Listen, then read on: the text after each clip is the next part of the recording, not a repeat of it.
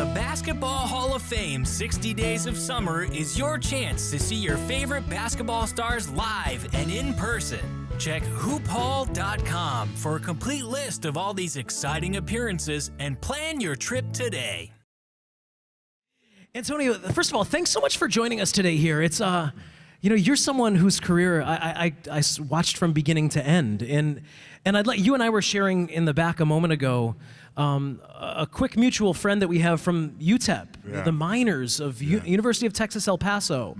Russ Bradford, who's a great assistant coach, but more importantly, you were recruited out of Arkansas to go to UTEP by Don Haskins. Don Haskins. Don Haskins, one of the legendary names and coaches, mentor to Nolan Richardson, mentor to you and so many.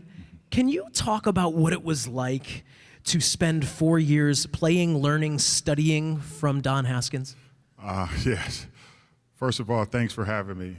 Really appreciate the opportunity to come here. This is actually my first time here, and I'm embarrassed to say it, but man, so many great players and just different stories that pop in my head as I was walking around. Yeah.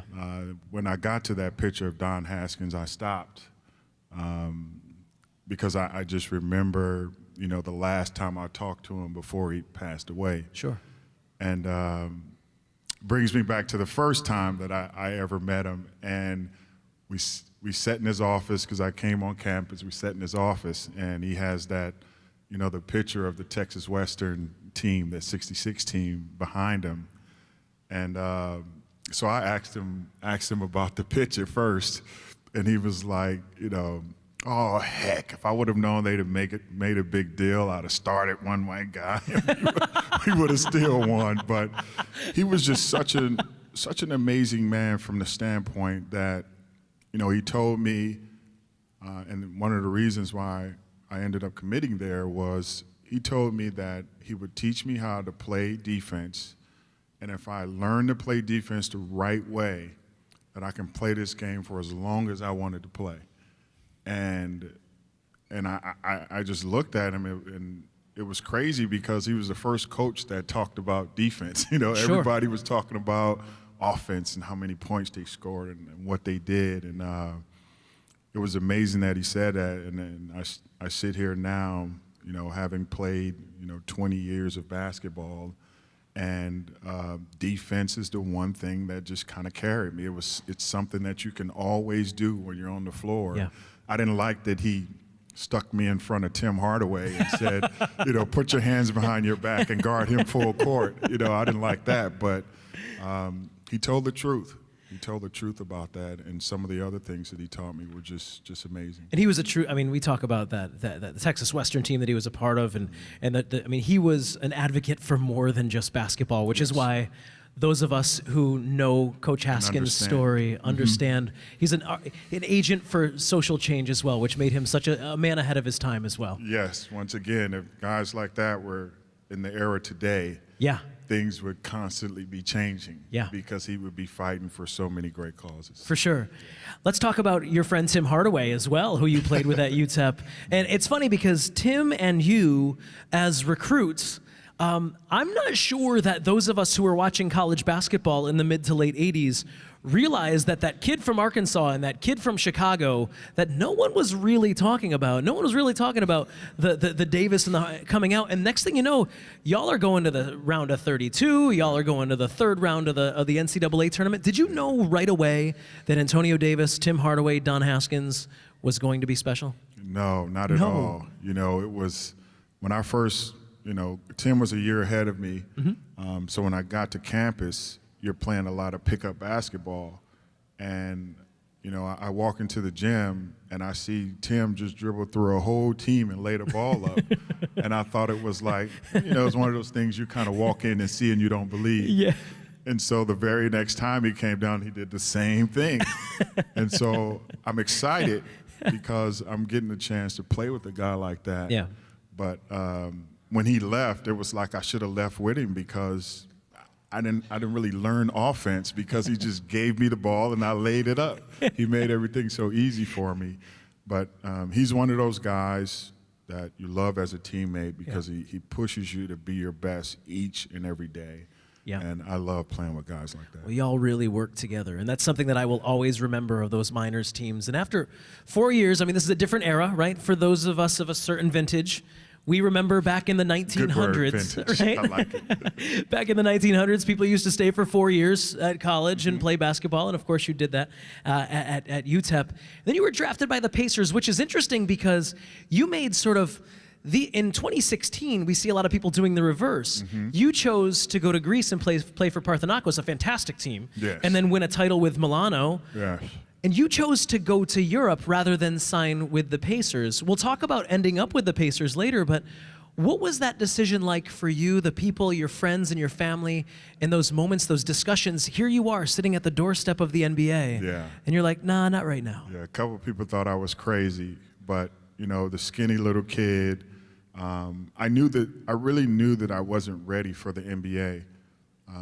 Watched a ton of games while I was in college, especially after Tim made it to the pros. Sure.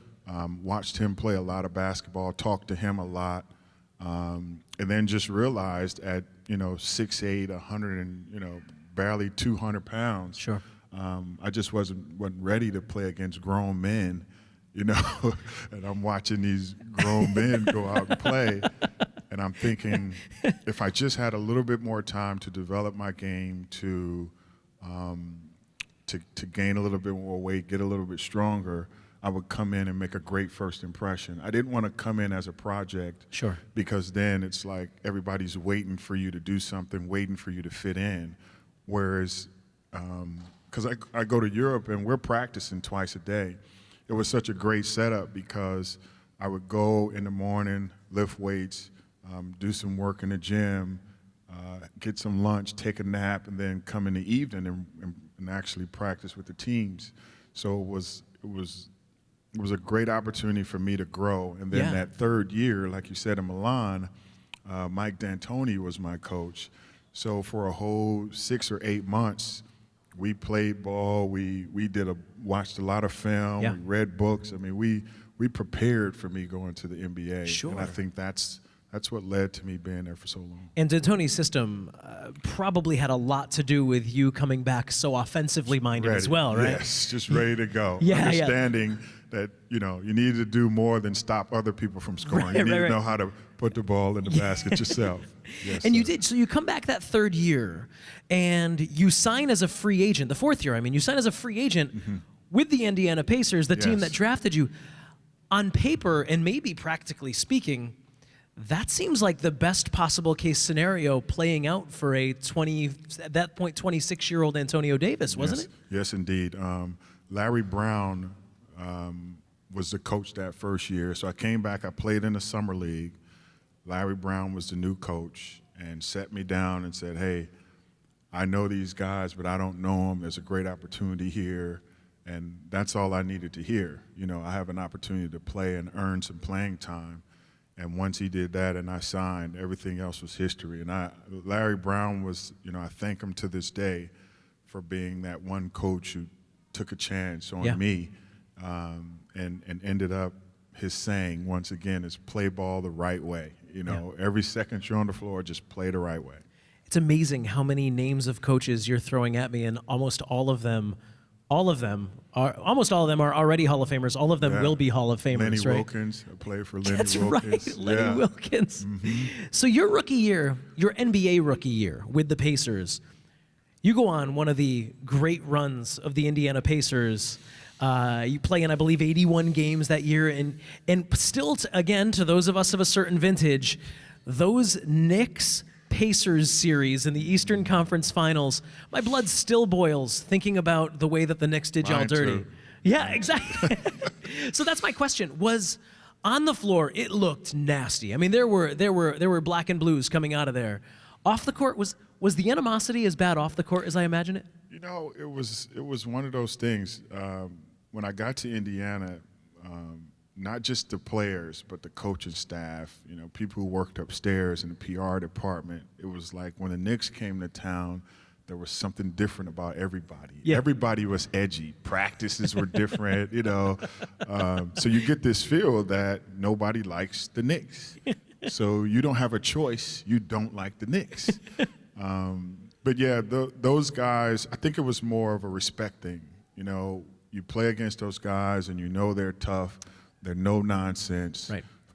Both ends of the floor, setting screens and picks and posting up. So I loved it because I learned to play a certain way each and every time you played. If you weren't prepared to play against the Knicks, you got your butt whooped. And there was no in between. You either were prepared or not. So you find yourself, you know, lifting weights after games and, you know, coming in and getting some extra work because you know, Patrick Ewing, and Charles Oakley, you know, Anthony Mason, Xavier McDaniel. I mean, you go on down the line and it's like, I'm going to be prepared to take my beating, but I'm going to beat somebody too. For sure. Yes. Yeah. Someone else is going to get an elbow to the kidneys as well. One too. Yes, somebody's going to pay. Sir. So then in 1999, you get traded to Toronto, still a fledgling organization, and they've had a few years under their belts. Yes. But in Toronto, it seemed to me that was where your game offensively was. Maybe it's because of the system, but your game, you became an all-star in Toronto. You were a veteran leader in Toronto. Did it feel that way from the inside as well? Well, funny story. When I got there, there's Vince Carter, there's Tracy McGrady, there's Charles Oakley, and coming from Indiana, I was probably taking 8, 9 shots a game. Yeah. You know, and all of a sudden now I'm a starter, and so we start the season and I'm taking 12 and 15 shots a game, and then it got to a point where they were throwing it to me and I started throwing it back. I'm like, this is too many shots. I'm not used to having this much responsibility. But what it does is it forces you to dig deep down inside, go to the gym, put in more work, ask people to help you, and from that, you start having those phone calls with the Patrick Ewings of the world, because you're learning the game from a different perspective. Sure. You're getting double teamed, and you're a big part of the offense.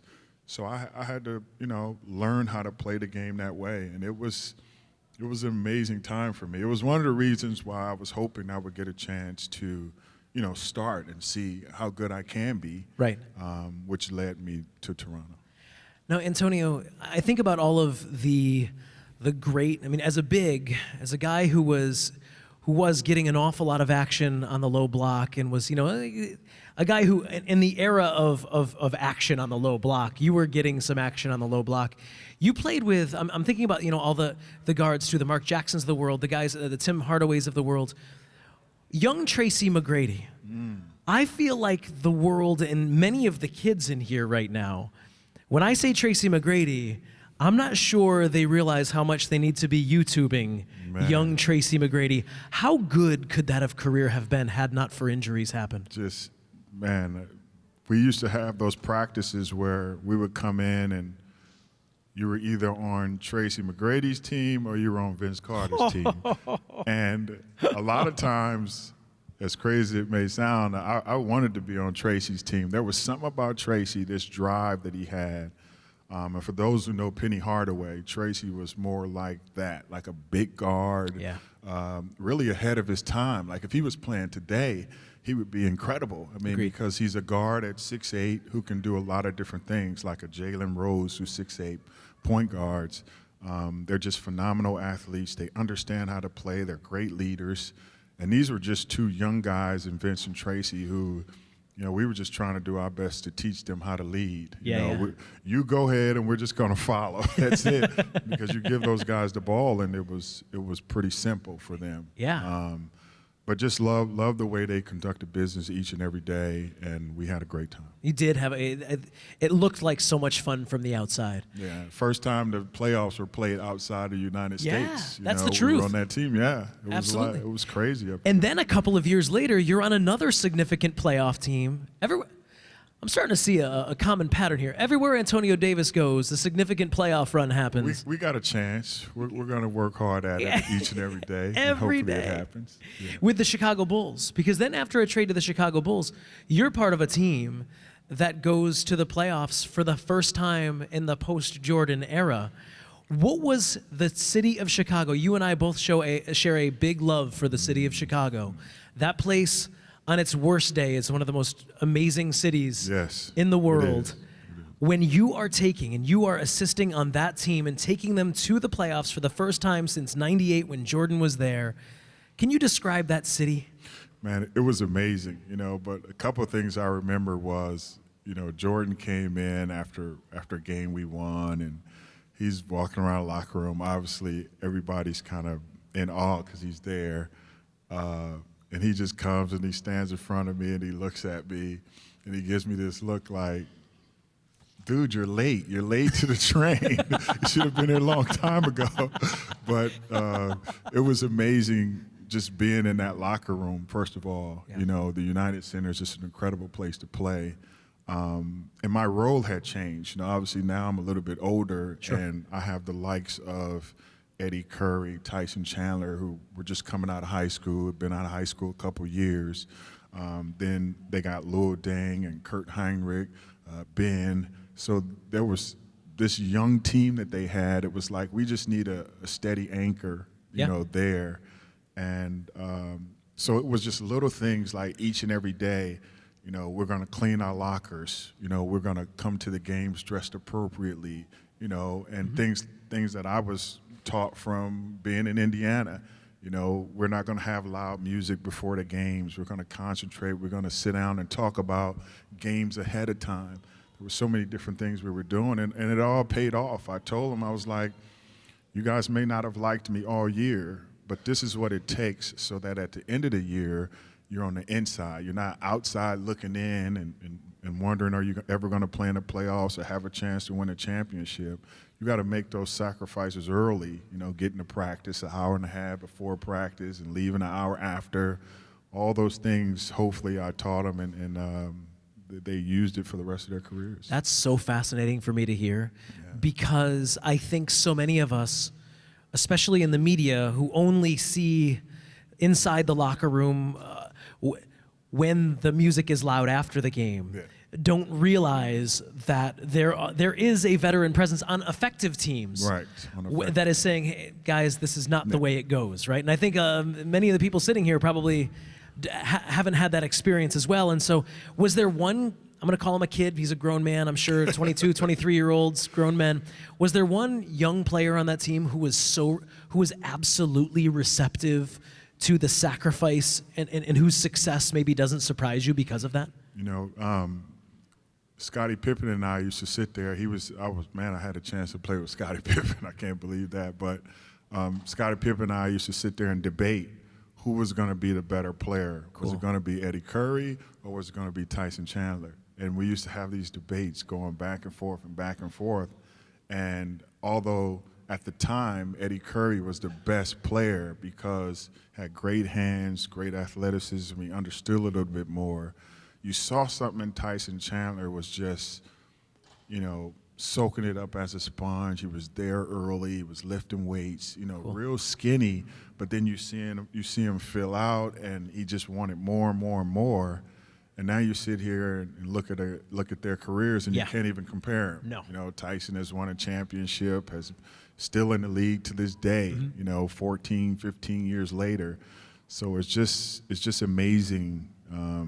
To see that and to be a part of that. And even when I see him now, we just give each other a big hug because he just remembers how I used to just stay on him about being such a I professional. love hearing that. Now, everyone, I only have 3 more questions for Antonio Davis. So now's the time to start formulating in your head if you have a question you'd like to ask Antonio Davis. And in a few minutes, I'll ask you to raise your hand and be acknowledged by one of our Hoop Hall staffers who will make sure that you get to the right place to ask your question. But I just want to let you know, if you're waiting for a warning, this is your warning. And so, off the court, you were so, and we talk about that now with Tyson Chandler and all the guys who you guided through, you're so well respected by your peers that you spent a stint as president of the NBA Players Association. What an unbelievable honor and sure privilege. But B, what an incredible responsibility that is to represent all the dudes who are in it. Yeah. And to be their voice. Can you talk to me about some of the stuff that you worked on that you were so proud of during your stint as the player rep? Well, first of all, it started my second year in the NBA, going into that summer. they were talking about lockout, and there wasn't, maybe we were going to dissolve the union, and I didn't know about any of that stuff. And I went back in my locker and I found all this information that they had sent that I didn't read. Yeah. So I go back, I start opening it up, I'm reading, I'm asking questions, and I'm scared because, if there's a lockout and you can't play or we lose the season, nobody knows, the future of the NBA. I was like, man, I just got here. We can't close down now. For sure. I'm just starting, So after that, I was a player rep.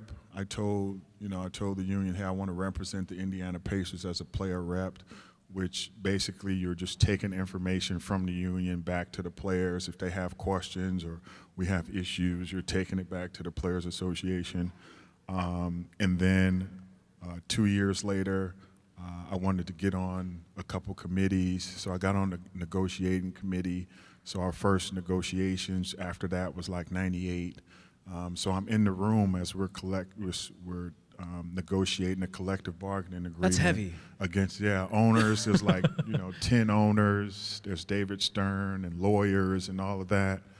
But it really helped me learn the business of basketball. Yeah. Like it was more than just a game. This is a huge business. And looking back now, people are talking about all the money that's being spent and the contracts and stuff like that. And I'm in amazement too. I shake my head, but I can remember those hard hours where we fought for just 50%. We wanted to be partners in this thing, and we felt like we deserved to be partners. Sure.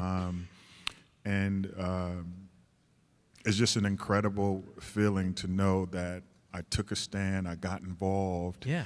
And it's just an incredible response. I can remember hours upon hours on the phone, flying back and forth to New York, just trying to make sure that every player was represented, because the stars, they're gonna make a lot of money, and they're supposed to. They carry the league, the Michael Jordans and now the LeBrons and Kobe's and all those guys. We wanted to make sure that they were taken care of, but we didn't want to forget the guys at the bottom coming in, the guys, this middle class that we kept talking about, which were guys like me, sure. Having an opportunity to really, participate in all the money that was being paid out. So, yeah, it was great. And it's remarkable, too, to think about, because everyone always thinks of the stars, and they think of the absurd amount of money spent with the stars. But at the bottom of it, we had a D-League team, an NBA D-League team here in Springfield for 5 years, and those are the guys that need to be really taking it. The guys who are getting their 10-day contracts and hopefully getting a pension someday because they're fighting just as hard. If I was there today, that would be my one thing is, I don't know, I think the salaries were in $120,000 per team. And with all the money that's been put in the system now, I think, those D-League teams need to be pushed up a little bit. So it creates more jobs and more opportunities for kids who want to play. There's so many kids who come out of college now, and if they don't make it to the NBA, they really have nowhere else to go. They go play in Europe or go play somewhere else. Where we need to be developing our talents here and getting other kids to come play for us. And now, I have two more questions. One is the media. You went from being one of my favorite bigs to being one of my favorite basketball analysts. That's tough. Was it hard? Was it difficult because you have such high standards? Is it hard for you to analyze the game, especially at the college level? You do a lot of college work right now.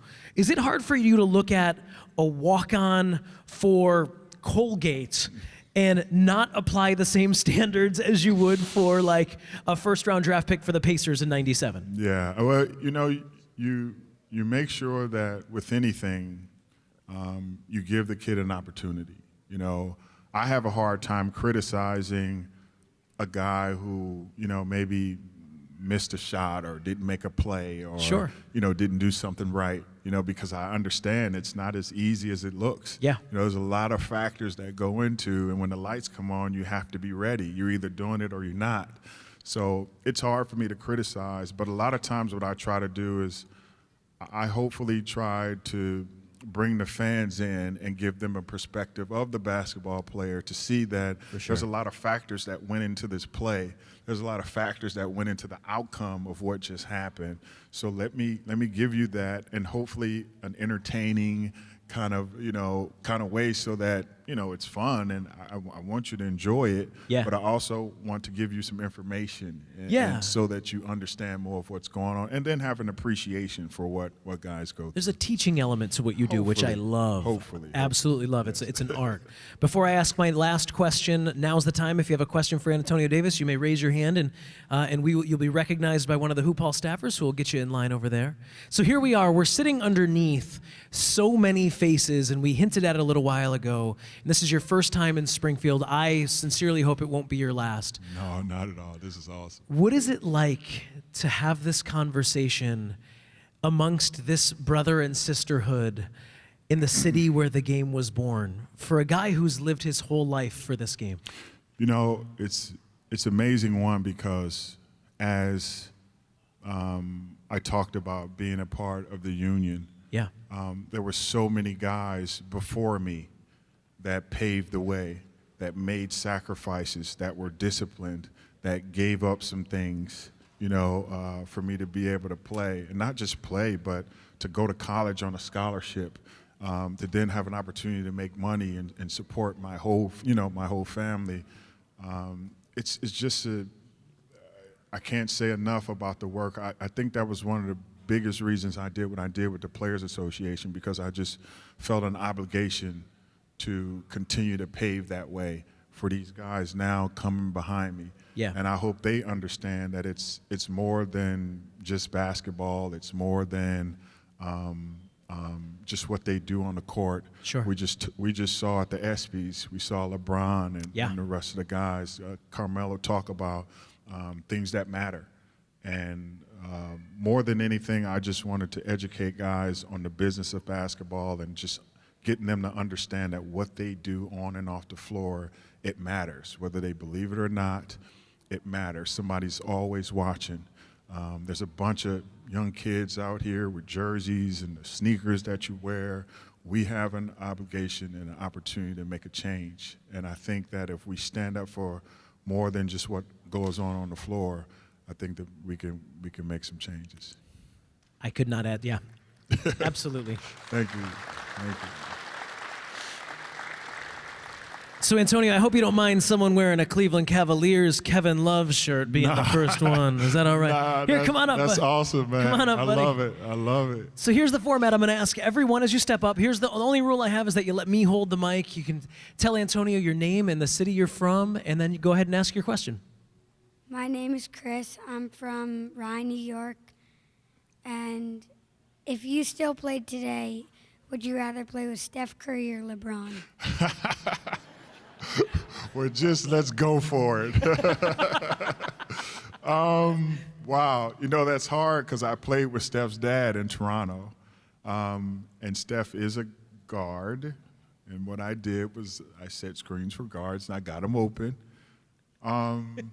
But, and I've learned, with all that being said, LeBron just does so many different things on both sides of the basketball court. So to answer your question, I can't believe I'm saying, I would rather play with LeBron because of all the different things that he does and he brings to the table. And this is how Antonio Davis makes the news. Exactly. Yeah, it's all right. Great question, buddy. I've learned. Thank you. Appreciate it. There's no lose in that, though, is there? There's no lose. No. Come on up, bud. Steph does a great job of just making everybody around him so much better. LeBron does that too. That's what great players do. Come on, big fella. That's what great players do. They make everybody around them better. My name is Will. I'm from a small town in New Jersey outside of Philadelphia.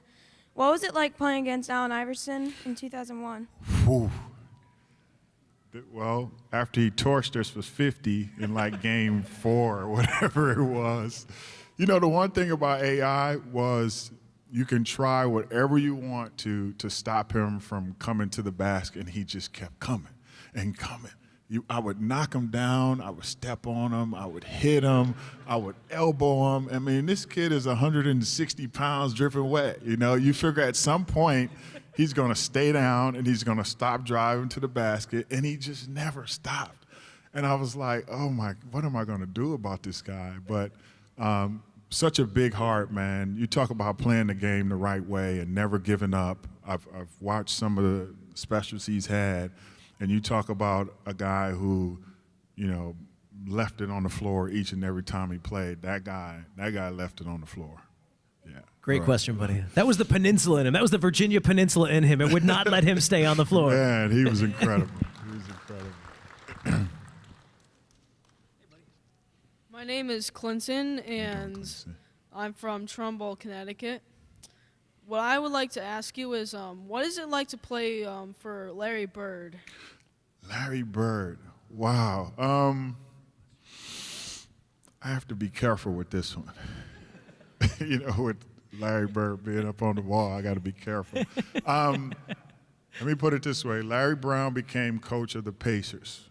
And when I heard that he was being considered and then he became coach, I was excited.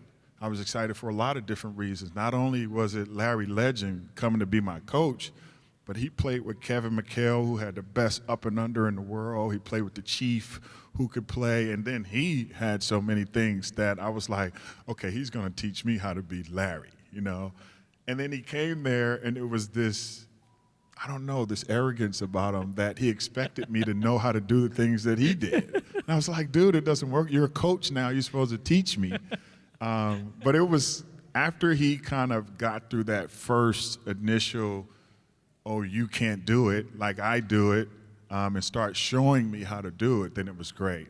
But in the beginning, I did not like him at all. This is an exercise in diplomacy for you today. It is. Thanks. Okay, go. Go ahead. Do you think the Indiana Pacers and, well, your Indiana Pacer team and the Knicks team, do you think those teams were similar to each other? A lot similar, yeah. We were very similar in that, you know, we had Rick Smits, they had Patrick Ewing. You know, we had Reggie, they had, you can go on down the line with all the guys that they had. But the one thing we did was we played with a high level of intensity on both sides of the floor. And I think that's why so many times we butted heads, because our rule was they can't call every foul. They can't call everyone. So we fouled every time down the floor and forced them to call fouls. It's so good for me to know that that was actually something y'all talked about. Yes, because that's how it looked. Thanks, buddy. Great work. Thank you, boss. Appreciate it. All right, keep them rolling. These are great questions. There's still the Reggie question out there. I haven't asked it. I left it for someone. That's a softball out there. I'm Sean. I'm from New York. Hey, Sean. But the Pacers were my favorite historical team, the 90s Pacers. What was it like playing with Reggie Miller? Reggie. I always say as a rookie, when you go to these teams, it's such an advantage to have great players on your team. And then with Reggie, it takes it to a whole nother level, because now you have a great player who's a professional, who's a leader, who wants to see you succeed and want to see you better yourself on and off the floor. And Reggie was just so instrumental in, you know, adapting to this new style of basketball, to this new life, and putting everything in perspective. You know, you hear him tell the stories about he and Cheryl and all of that, and it's their whole family, man, was just great at, you know, they would just invite everybody over and just have dinner, and you don't know how important that is till you leave and it's not there. Sure. But to answer your question, it was phenomenal. It was great. I think I was very blessed to have a guy like that, you know, as the first team that I played for. Absolutely. Yes. Real quick. 8 points, 9 seconds. What was your reaction to that when you did it? You know what? You know where I was in those 9 seconds? I got kicked out of the game. Did you really? Yeah. I was Greg Anthony and I think. Greg Anthony pushed Reggie or somebody, and I pushed him, and somebody pushed me, and I smacked somebody. Somebody smacked me. Something happened, but I wasn't even on the floor. I was back in the locker room throwing stuff, and then you can hear the crowd outside kind of yell and then go, oh, and then it was like, oh, and then I grabbed the TV finally, and then I can see them replaying, you know, all those shots he hits. And I watched it today, and I'm just in amazement that he had, you know, the goal to get behind the three-point line and knock that shot down and go knock down some free. It was crazy. Nonsense. But he's the only kind of guy that does that. Yeah. Always thinking ahead. You know? Sure. Yeah. Great questions. Thank There's you. some thank you, buddy. Some great students, some young guys with some great historical questions here. It's good. All right, we'll keep it rolling. Steven from Long Island, New York. Hey, So Steven. obviously, we all know about Kevin Durant joining the Golden State Warriors, which was made possible by the collective bargaining agreement. So I just want to know what's your opinion on players banding together and making super teams. Wow. I have two sides to that. You know, one, as a player, and I've heard a lot of different reactions from a lot of older players, and I get it. You know, I wouldn't have, in the thick of things, I wouldn't have gone to Orlando and played with Shaquille, or I wouldn't have wanted to go to Chicago and play with, you know, with Scotty or Magic or Michael or any of that.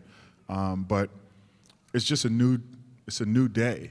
You know, players, they work out together in the summer. You know, they're on these AAU teams. Yeah. Social media connects them more. For sure. So there's not this rivalry that you saw back in the day that you know that you don't see now. But what I like about it is, I think Kevin Durant, for what anybody will say, I applaud him for being brave enough to do what he felt was best for him and not try to please everybody else. Because at the end of the day, nobody knows how he feels. You don't know all the things that went into making his decision. And it was a bold thing to do. He talked about being outside his comfort zone, outside of his box. So I don't, from my perspective now as an analyst from the outside looking in, I don't like it, because I would love to see OKC play Golden State next year. You know, I would love to see OKC play the Clippers. And now those aren't going to be really good games. Sure. You know, and when you look at it now, it's Golden State, it's Cleveland, it's San Antonio, and maybe a handful of teams or two. But other than that, you pretty much know who's got a shot, who's got a big-time shot to win. So, but I'm never, as far as the money being spent, the contracts, I'm happy for all of that. But I do feel like at some point in time, there's going to be something said about, you know, you joining this team, but that's not right. There's not too many times where a professional athlete gets an opportunity to choose where he wants to go and play. Correct. And in those times, you just have to kind of live with it. Yeah, absolutely. It's so true, whether we like it or not. Whether you like it or not. Absolutely true. Right. Thank you very much. Thank you for that. All right, come on up. It's funny because it brings back that the Chris Paul trade from a couple of years. like I feel like we could do an entire hour on that trade alone, right? Exactly. We definitely could. Hey, sir. Fred Matthew from beautiful Barnstead, New Hampshire. Hey, my question for you is, as a 4-year college player, what are your feelings about these guys coming out after like 1 year of college? Wow, that's a great question. I have a son now who's about to be a junior in college, and he plays basketball. And I've always said that even if he was, I don't know, LeBron, who could have physically was ready to come out of high school and play in the NBA, I would love for him to go spend 2 years in school, at least 2 years. So many times we see guys who are physically able to play, but off the floor, which is where they spend most of their time, is where the struggle comes.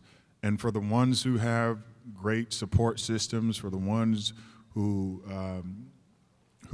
kind of focus on the right things, it pans out to be great. They end up superstars, you know, the Kobe Bryants, the Kevin Garnetts who came out of high school, you know, they make it. But we don't talk about all the stories of the guys who didn't make it. And that list is a very long list.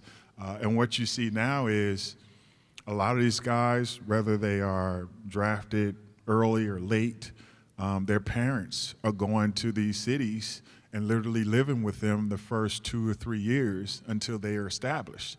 And if my son has an opportunity, I can't see not going to that city and helping him establish roots, learn his way, be professional, protect him from certain things. And certain things I think you learn in college. You learn how to deal with certain things. So, but I will say that when we were negotiating, we were in the collective bargaining agreement, they kept saying, well, we want 2 years at least. And we kept saying, well, we want him to come out of high school. It was a compromise, you know, so we said one and done, but I don't think one and done is working. I think they need another year. Great question. Great question. Let's keep it rolling. My name's Franco from North Branford, Connecticut, and my question is, what would your all-time starting five be? All-time starting five. Oh, my goodness. Wow. We had this, I have to tell a story. It was Tim Legler, who's on the ESPN with me, and Chris Broussard. So we had this game because we get bored sometimes, and we start saying, okay, we're going to have this draft. You know, you're going to draft 5 players, any players, who's got first pick, second pick, third pick. So we went through this whole thing, and then we compared afterwards and let everybody see who's starting 5 they thought was going to be best. For sure. For sure. So my starting 5 would start with maybe Kareem at the center.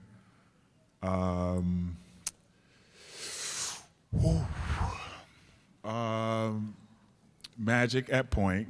Yes. Michael at 2. Yes. Those were kind of obvious ones, I think. Yes. I would have to, as crazy it may sound, I would have to squeeze LeBron in there. I don't think that's crazy. I don't think we won't know it until he's done playing, but I don't think we understand what this man is doing right now on both sides of the floor. Yeah. Like, he can guard 1 through 5, you know, defensively, and then go play 1 through 5 on the other end. Because of his size and athleticism and talent and all that, he's capable. There's not many guys who are capable just because maybe their size or they don't have the talent. He can play linebacker for the Tennessee Titans He next can do year. that too. No problem, yeah. So I think that gives me 4. So I have 1 spot open. Isn't this the scariest part when you only have 1 spot? I know. And it was hard for me to say those names because there's so many great players. You know what? That last position would have to be, you know, dependent on, you know, where we're going to play out. Do I need a shooter? Do I need a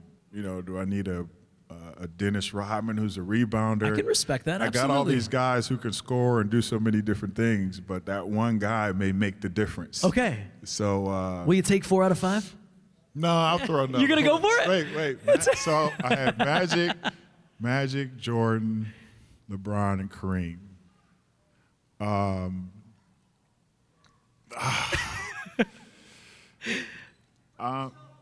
Nah, I wished. You know, in my head, I'm thinking of the, you know, kind of Larry Bird types who were just, you know, shooter, size, skilled, instinct, all that different But stuff. isn't it scary because you don't want to leave out like a Big O who could do it, who Never, is so Big O, Wilt. Exactly. Bill Russell. Oh yeah, the greatest winner of all time. Yeah, when we did that, and I mean, Akeem Olajuwon, who beat me up all day, Shaq. Yeah. I mean, I can go on and on and on. I don't think there's any wrong answers, but I think as I was thinking about it, it was more of, well, who are we playing? Yeah. Where are we playing? Are we playing the Olympics or are we playing the NBA? Big Which difference. is 2 different things. Absolutely. You know, are we playing, you know, 4 quarters? Are we playing a championship game? Like, give me a scenario. And who's the other 4? And that who's matters the other, too. Yes. If we're playing a champion, a guy like Tim Duncan, you know, I think who just retired will go down as the best power forward ever. You know, how do I leave him off? Right. You know, so hopefully that helped, but I kind of threw it out there. Incredible. Those questions matter so much, and I guarantee. Thank you so much. The Tim Legler team was probably 5 guards, is my guess. Yeah, he had more guards. I had more bigs for sure. Raj from Long Island, New York. How you doing, Raj? Larry had Magic, Chamberlain had Russell. Who was Antonio Davis's greatest challenge? Ooh, I could just a list of big challenges, but I think one of them would be Shaquille O'Neal, because I remember him against Orlando.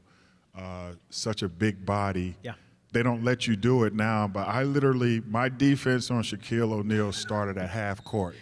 Like, I didn't let him run down to the three-point line and get that full head of steam, because if I let him get on the block, I was in trouble. So I had to start slowing him down at half court. So by the time we got down here, he was stopping more by the free throw line, and then I was pushing him to stop before he got to the block.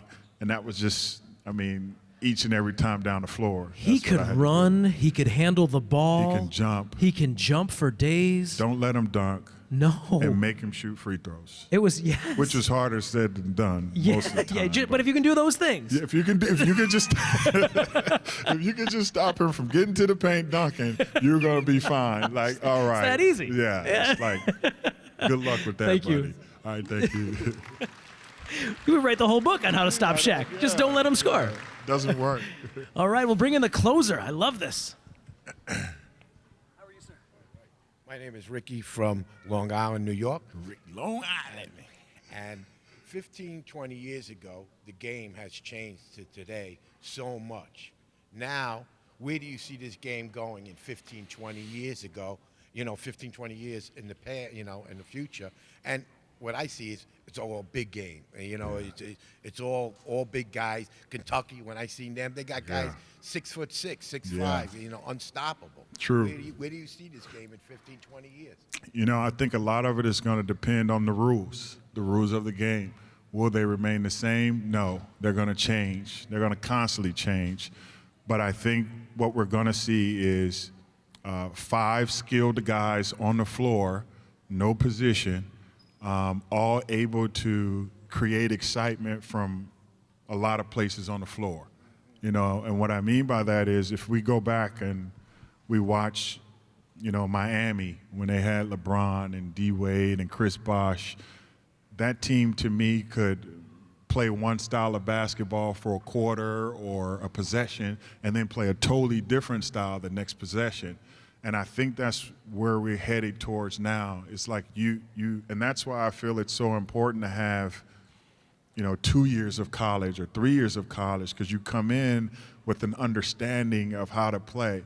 Coaches now are going to have more schemes and all kind of stuff going on. It's going to be like a football thing where you're going to have, your meeting for your forwards and your meeting for your point guards, because it's going to be an extensive game. But I love the way the game is being played today. I couldn't play because I'd foul out in the first quarter, but I do love the fact that we have young guys now that they have to learn how to play and play the right way. So I just see it continuously. I said it for Game 7. I said they talked about all this scoring. We used to say the first to 90, and in that Game 7 against Golden State and Cleveland, it was the first one to 90 was going to win that basketball game, and that's what happened. So I don't think the essence of the game will change, but I think the players will change. We don't see any more Patrick 7-foot post players anymore. 7-footers are knocking down threes. It's crazy, but I love the way that it's being played. Thank you. Thank Excellent you, sir. question. I appreciate it. Well, the game is much better with Antonio Davis analyzing it, and we appreciate you so much. Thank you, man. Ladies and gentlemen, Thank you one so last much. round of applause for Antonio Davis. Thank you.